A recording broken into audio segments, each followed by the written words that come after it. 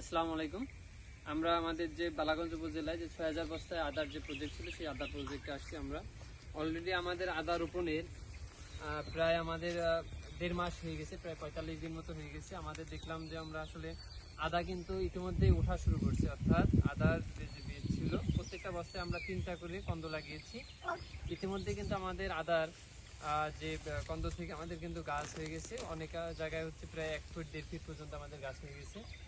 তো এই সময়টায় হচ্ছে আমাদের আদার একটা খাবার দিতে হবে, যেহেতু ৪৫ থেকে ৫০ দিন হয়ে গেছে। এখানে আমাদের আমরা যে ইউরিয়া যে সারটা আছে, আমাদের ইউরিয়ার যে প্রথম ডোজ সারটা আছে সেই সারটা দিয়ে দিতে হবে। এছাড়া আমরা লক্ষ্য করতেছি যে আমাদের এই আদা কিন্তু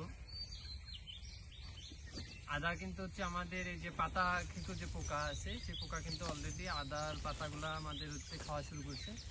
এই জন্য আমরা ক্লোরোপাইরিফাস প্লাস হচ্ছে সাইপারমেথ্রিন গ্রুপের যে কোনো একটা কীটনাশক আমরা স্প্রে করে দেবো।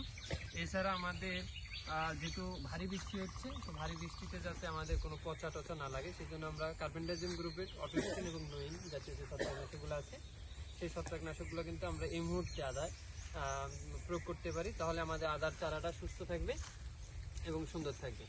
তো আমরা ইতিমধ্যে দেখতেছি যে আমাদের আদা প্রায় অনেক জায়গায় 3টে এবং 2টা করে উঠে গেছে। তো আমাদের আদা উঠে যাওয়ার পরে আমাদের যখন 50 দিন বয়স হবে রোপণের পরে, তো আমরা হচ্ছে আমাদের যে নিউট্রিয়েন্ট যে ইউরিয়া সার এবং অন্যান্য যে ম্যানেজমেন্টগুলো আছে সেগুলো আমরা করে দেবো। আর একটা গুরুত্বপূর্ণ বিষয় হচ্ছে আদার এই বস্তার ভিতরে যেহেতু আদা, এখানে কোনো আগাছা উঠতে দেওয়া যাবে না, অর্থাৎ আগাছা যেগুলো থাকবে, যেহেতু এখানে খাবারটা হচ্ছে লিমিটেড, এই জন্য আমাদের কোনো আগাছা কিন্তু এখানে উঠতে দেওয়া যাবে না। তাহলে কিন্তু আমাদের আদার গাছে যে গ্রোথ আছে সেটা কিন্তু কমে যাবে। ধন্যবাদ সবাইকে।